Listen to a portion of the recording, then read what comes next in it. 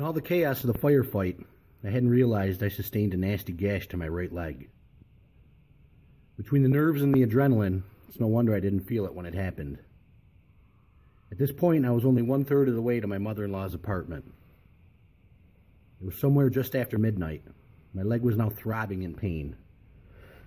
I took some cover behind a broken-down vehicle to assess the damage.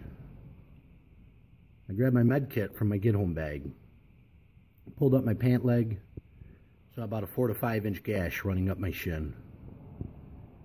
There was a trail of blood from my shin running straight down into my Rocky Gear boots. I reached for an anesthetic wipe, some Neosporin, and bandages. I had no peroxide in the bag, but quickly remembered the Molotov cocktails they had been throwing. I slowly walked back to the 2 dead bodies, found some alcohol they had been drinking and using to start fires. I picked up a bottle. It was whiskey. Whiskey and I never mixed. I can still remember my 21st birthday. My buddies only bought me warm Jack Daniels all night long. Shit. That seemed like another lifetime ago now. I took a swig for old time's sake and poured the rest on the cut on my leg. Threw the Neosporin on, wrapped it up. I still had a mile to go, and walking was now painful. Every step with my right leg, the pain would shoot up my shin, straight to my knee. I couldn't help but wonder if I was turning into some sort of sick, deranged monster. I had now killed 5 men in the past 52 hours. I know I had no choice to do it, but the feeling was something I hoped I never got used to. Either of those 2 groups would have had no reservations to do the same to me. When the grid goes down, I guess you're either the hunter or the hunted. As I made my way down to the road, there were house fires everywhere. It looked like these 2 scumbags had been busy all night. I wondered how many people were still occupying those houses. In the near distance was my wife's job, the apartment complex she worked at. Her 2014 Lincoln MKZ, that was 6 months old, was still sitting in front of her office. I smiled to myself. I wasn't going to miss that car payment anymore. The people in those apartments were probably long out of food and water. I was fortunate to own a home and have an entire basement devoted to my preps. Those people didn't have that luxury. Across from the apartments was a local fire department. The building was long since abandoned. The glass front bay door windows were shattered. The building was most likely looted. I decided to enter and see if there was anything worth grabbing. I know they usually kept the departments stocked with food and water, flashlights, first aid, protective gear. I carefully walked inside. It looked like a bomb had went off. Garbage was all over the place. Chairs and tables flipped over. And then the smell hit me. The smell of death, rotting corpses. In the kitchen area, I saw 3 firemen dead on the floor. Bodies riddled with gunshots. They're still in their uniforms. The refrigerator door wide open, completely bare. Cupboard doors flung open with nothing left on the shelves. These 3 men most likely stuck it out instead of abandoning their positions and were gunned down for some food and water. It made me sick to my stomach. There wasn't much of supplies in the firehouse. I had 1 spot left to check, the actual fire trucks. Inside, I grabbed all the medical supplies they had. On the outside, a fireman's axe was still mounted. I grabbed that as well. I needed one more thing, and there it was, a few blankets. I returned back to the kitchen and placed the blankets over the 3 dead bodies. I couldn't believe in less than a week how much the world had changed. I often wondered what it would be like to experience SHTF. It was jaw-dropping, shocking to say the least. With no rule of law, I wondered about city and county jails. What if the inmates escaped?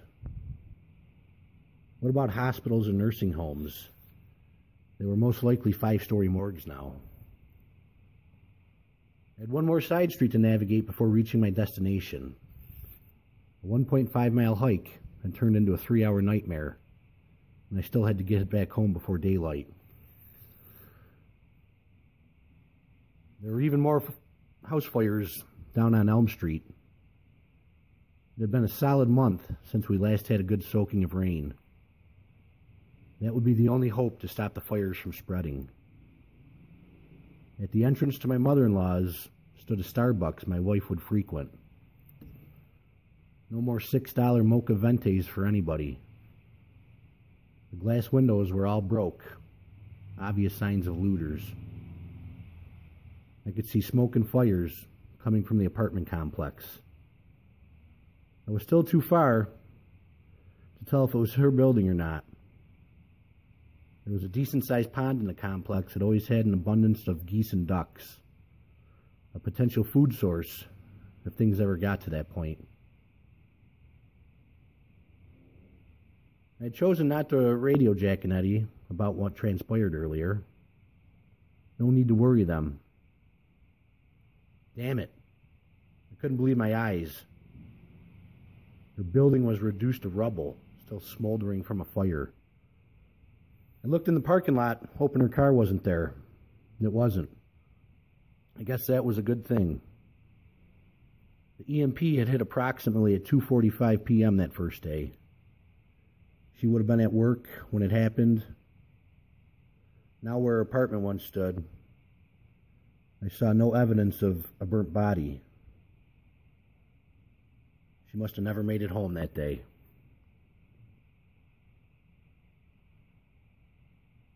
Stranded somewhere in the urban city where she worked for our state government. Who knows what had become of her fate? I doubted if we'd ever see her again. My own mother had been gone 10 years now. My father lived a good 20-minute drive from my house. I'd hoped he was okay. He happened to be the smartest individual I'd ever known.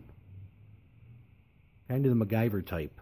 Could fix or build anything using a pile of junk. He wasn't a prepper, but he had 2 rifles, 2 handguns, maybe 700 to 800 rounds. I wasn't a religious person by any means. But at that moment, I looked up and asked the Almighty to look after him and keep him safe.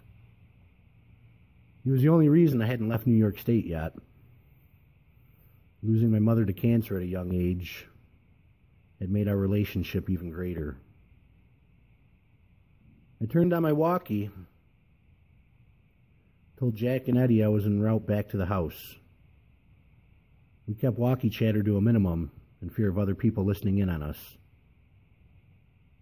Jack answered back, "Copy that." It was the same 1.5-mile journey back if I took the same direct route. And shit, I wasn't sure my right leg could even handle that. It was throbbing so bad, felt like it had its own heartbeat. I knew I needed stitches, probably some medication, fight off any possible infection. I decided to cut through some backyards to shorten the journey. My first obstruction was 20 yards in front of me. A 10-foot-high steel fence that divided residential neighborhoods from the commercial street the apartments were located at. I was leery of climbing that with a leg in bad shape. I pulled off my get-home bag, had just the tool, a pair of heavy-duty side cutters. Helped me cut right through the fence. The decision would save me at least a quarter of a mile. As I cut through the fence, I heard a voice say, "Who the hell are you? What are you doing?" Shit, I'd been spotted. I quickly drew the Beretta 90 series on them, told them don't move an inch. I hadn't realized it, but the location of the fence where I cut in at was immediately behind a group home for troubled kids. I didn't recognize it from the back. I told them I was no one important and had just been looking for family in the apartment complex on the other side. He said his name was Dale. He was the only worker left at the group home. The house was still occupied by 7 kids. Ages ranged from 7 to 14. Dale had no family to go home to, so he stayed there. Those kids were all the family he had, and he wasn't going to abandon them at a time like this. He asked me if I'd seen any groups that were deliberately burning houses down. He and the kids were scared their house would be next. I told Dale I ran into 2 guys earlier who I witnessed in person doing it, but they were no longer going to be a threat. Dale said they had witnessed a group of at least 5 to 6 about 4 hours earlier. Great. There were more of those dirt bags still out there. He asked if I had water. He said they had plenty of food, but were lacking water in the house. I only had 3 20-ounce bottles in my bag, but knew where there was a whole bunch more, and it was fairly close. I told him I could take him there on my way back to my location, but I needed something from him. I pulled up my pant leg, showed him the deep gash I had received, and I needed antibiotics. And this being a group home, they may have some. I was in luck, he said.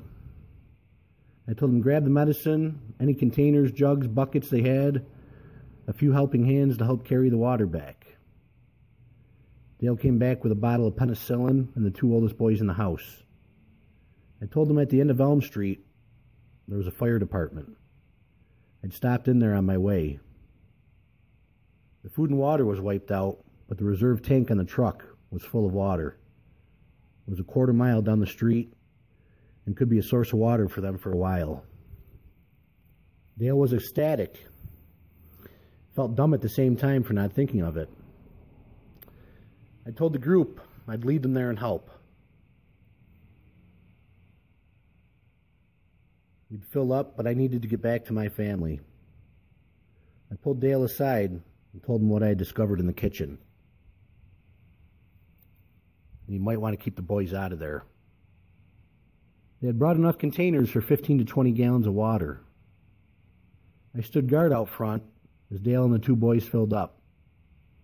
I thanked them for the antibiotics and told them to stay safe. This is a different world we live in now. Dale was one of the good guys who refused to abandon a group of at-risk and troubled kids. The type of person this new world needed. As they turned to head their way, I turned in the opposite direction to make the final mile home. I was hesitant, knowing there was still more of that group out there causing chaos.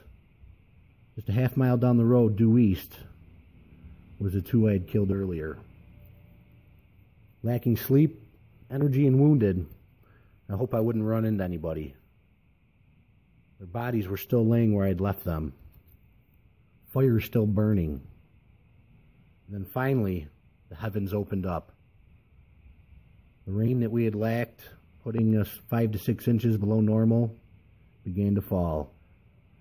This was a sight for sore eyes. Hopefully would extinguish the out-of-control house fires that were running rampant.